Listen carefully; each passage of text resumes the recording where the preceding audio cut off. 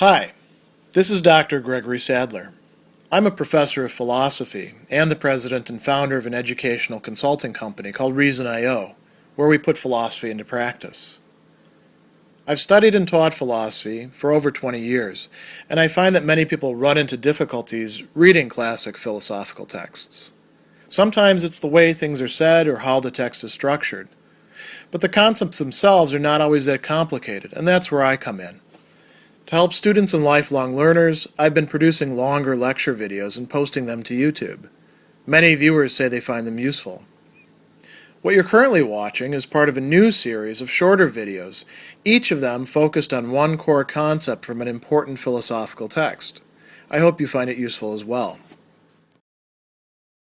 In the Prolegomena to any future metaphysics, Immanuel Kant begins the second part of the Transcendental question, which is subtitled, How is Pure Natural Science Possible?, by going into a few different understandings of what nature could be, and then talking about what this pure natural science would actually be, and consistent. And he's going to formulate that question, how is this in fact possible?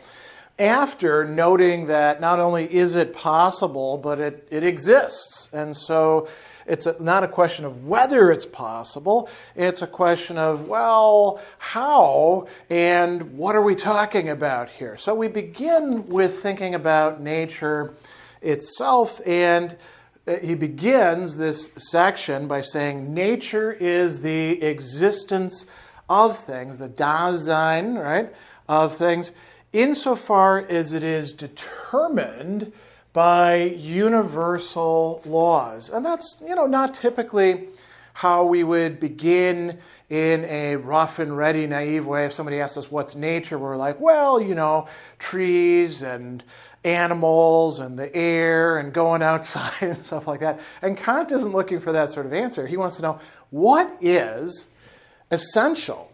What is characteristic of everything that we call nature? Even the things that we consider to be artificial are, in a certain sense, nature, because we're part of nature as well. So the existence, the Dasein, of things determined, bestimmt, right, by universal laws. And that's a concept that he's going to use over and over again.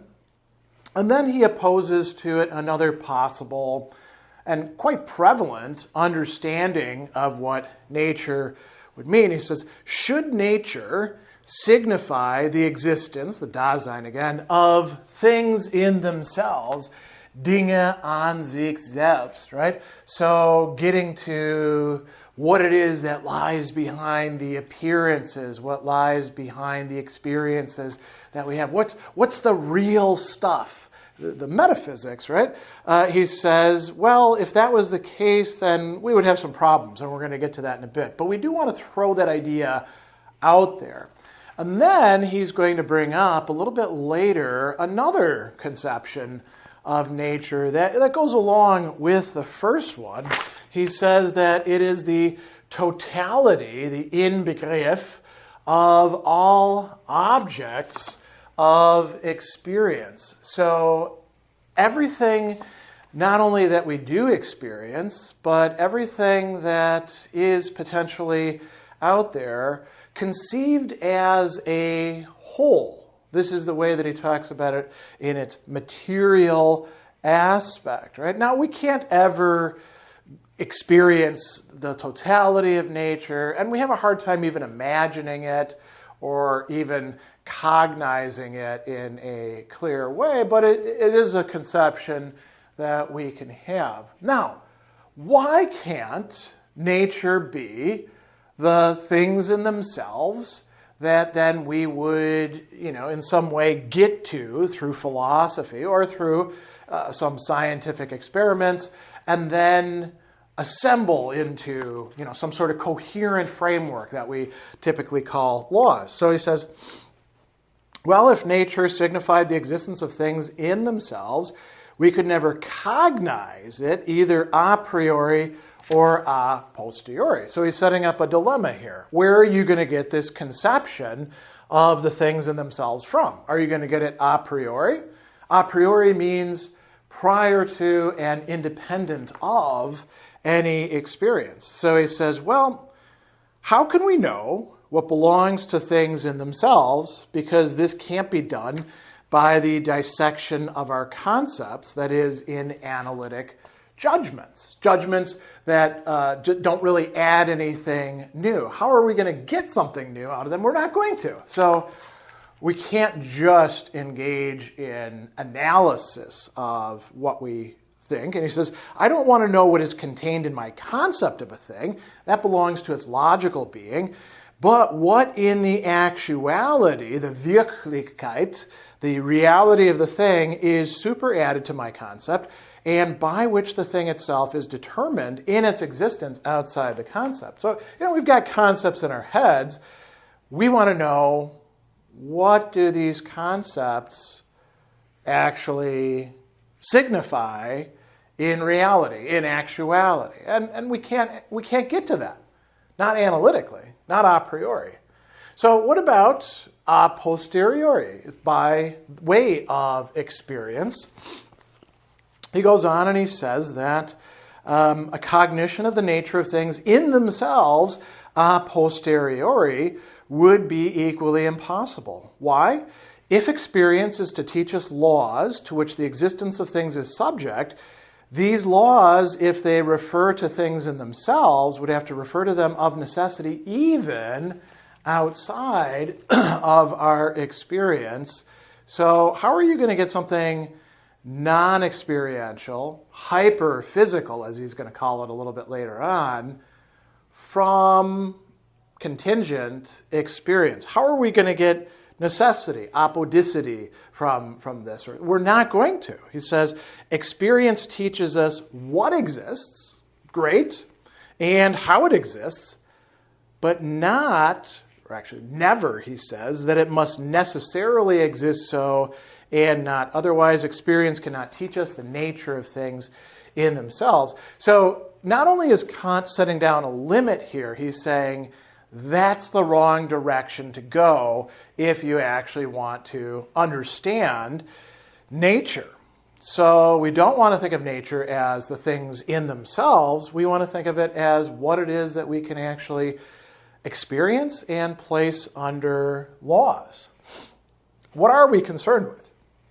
Here he distinguishes a little bit later between a formal aspect, which corresponds to the first characterization, the existence of things determined by universal laws. So the formal aspect of nature is its conformity to law, Gesetzmäßigkeit in German, right? So, and the Gesetzmäßigkeit of the Gegenstände, of the objects of our experience. So that is one key thing. And then he says that nature considered materialitaires, the totality of all objects of experience, and with this only are we now concerned.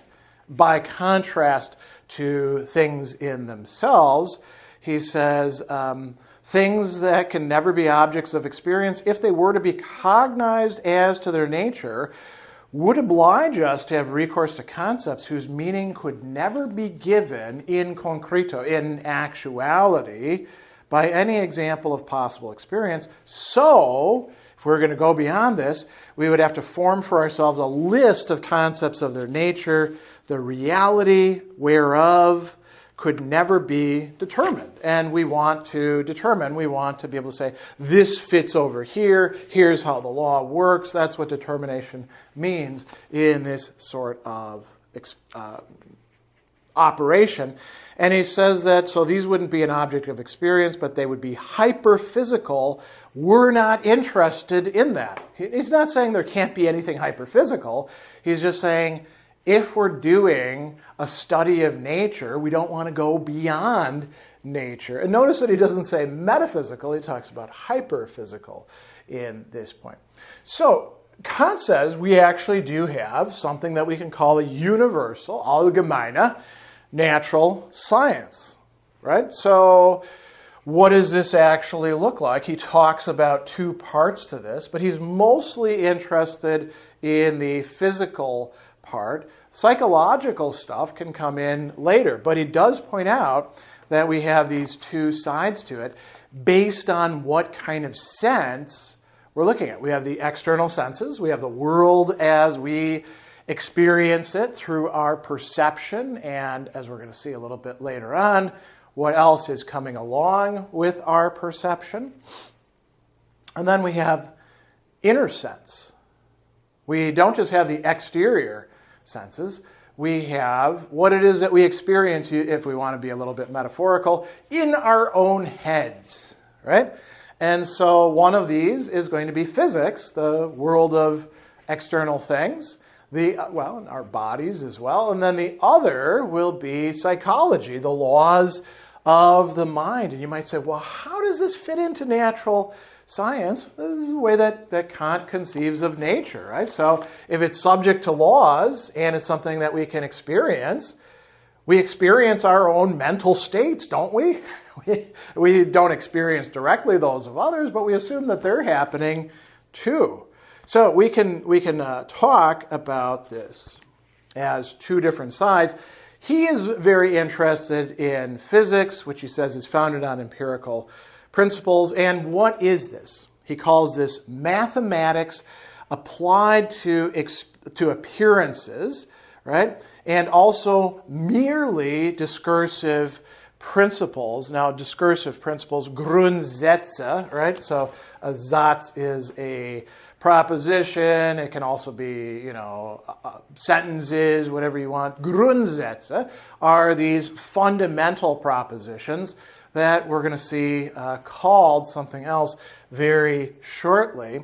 And so, what we're interested in here is not just applying mathematics, which now we've already got as pure mathematics, a priori, apodictic, deductive, applied to the appearances that we have, but also these discursive, and that's just a transliteration of the German discursive principles that are applied to these objects, right? So that's pretty important. He also talks about laws to which nature is subject, right?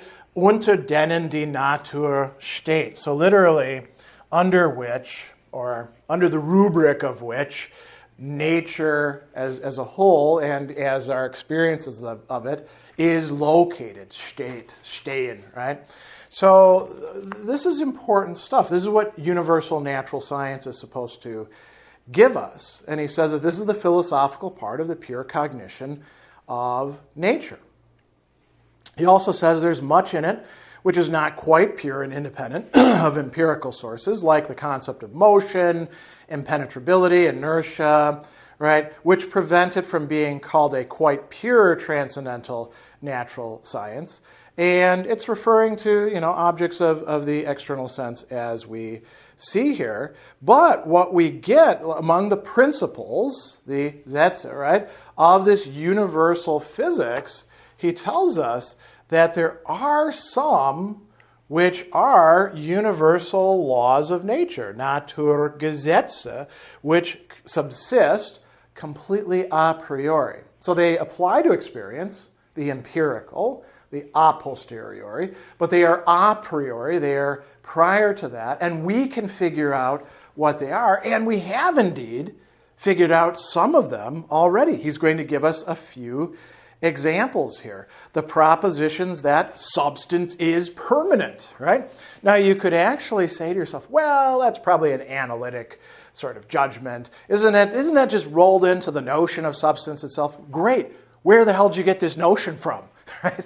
At some point in time, we had to have, according to Kant, some sort of a priori concept that we're bringing in that applies to this set of possible, statements about objects of experience and can be universalized into a law of nature. What's another one? Every event is determined by a cause according to constant laws, right? And he's going to talk about that one a little bit later as well, because he's going to raise this question, how is it that we have this pure natural science? Or How can we cognize a priori that things as objects of experience necessarily conform to law? How is it possible to cognize a priori the necessary conformity to law of experience itself as regards all of its objects generally? These are ways of reformulating this fundamental question. And he says, if we want the solution to this, we can think of the solution amounts to the pure cognition of nature, entirely to the same thing. The subjective laws under which alone an empirical cognition of things is possible hold good of these things as objects of possible experience. So he says, either the following statements means the same. A judgment of perception can never rank as experience without the law that whenever an event is observed, it's always referred to some antecedent, which it follows according to a universal rule. Causality, right? Or else, everything of which experience teaches that it happens must have a cause. And he says, these are essentially equivalent, but we want to take the first formulation. Why? Because the other one is too tempting to us to do metaphysics, right? Or hyperphysics in this case. He says that we can a priori have a cognition of conditions on which alone experience of them is possible, but never of laws to which things may in themselves be subject without reference to possible experience. So we can't study the nature of things a priori except by studying the conditions and universal laws, though they're subjective, under which such a cognition as experience is possible.